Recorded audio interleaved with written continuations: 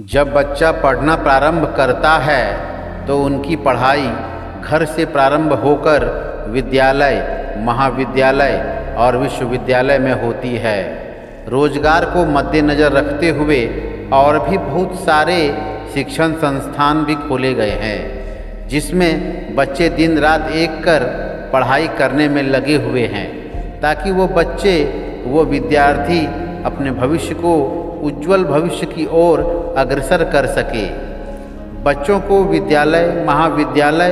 विश्वविद्यालय और शिक्षण संस्थानों में होने वाली परीक्षाओं और प्रतियोगिताओं की होने वाली परीक्षाओं में एक सिलेबस के माध्यम से शिक्षा दी जाती है और बच्चे उस सिलेबस को पूरा करने में लगे हुए रहते हैं और उन्हें ऐसा लगता है कि उस सिलेबस के अनुसार उन्हें काफ़ी पढ़ना है और काफ़ी तैयारी करनी होती है। लेकिन ईश्वर से इंसानों ने सोचने वाली सोच की शक्ति पाकर संसार में अनोखा, अचंभित, अतुलनीय, आश्चर्यचकित और असंभव जैसे कामों पर फतेह हासिल की। आप सभी को तो यह मालूम ही होगा कि श्री रामचंद्र जी की पत्नी सीता माता को जब रावण उठा ले गया था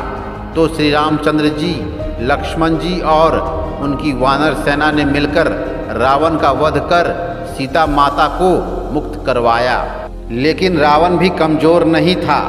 उनके पास भी ऐसे ऐसे योद्धा थे जिन्होंने श्री रामचंद्र जी को काफ़ी परेशानी में डाला। जब यह युद्ध हो रहा था तो उस दौरान लक्ष्मण जी का मुकाबला रावण के बेटे मेघनाद से हो रहा था, तो मेघनाद ने लक्ष्मण जी को मूर्छित कर दिया था और उनको होश में लाने के लिए श्री रामचंद्र जी और पूरी सेना चिंतित थे।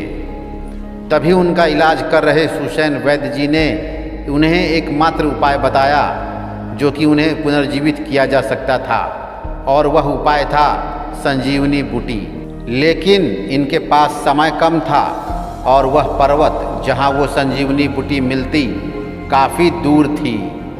लेकिन जब राम भक्त हनुमान खड़े हैं तो फिर संसार में अनर्थ कैसे हो सकता था। और हनुमान जी वायु को चीरते हुए उस पर्वत के निकट पहुँचते हैं, लेकिन वहाँ पहुँचकर वे असमंजस में पड़ जाते हैं क्योंकि वे संजीवनी बूटी को पहचान नहीं पा रहे थे। लेकिन समय रहते उनको संजीवनी बूटी लेकर वापस मूर्छित लक्ष्मण जी के पास पहुंचना था ताकि उनको होश में लाया जा सके। फिर हनुमान जी ने आव देखा न ताव पूरी पर्वत को ही उठाकर चल पड़े और समय रहते ही हनुमान जी पूरी पर्वत उठाकर वापस लक्ष्मण जी के पास पहुंच जाते हैं और फिर संजीवनी बूटी से लक्ष्मण जी को मूर्छित अवस्था से होश में लाया जाता है। ठीक उसी प्रकार बच्चों को अपनी सोच को सीमित नहीं करना है, बल्कि सोच को इतना विकसित करने का प्रयास करना है कि उनका वो सिलेबस भी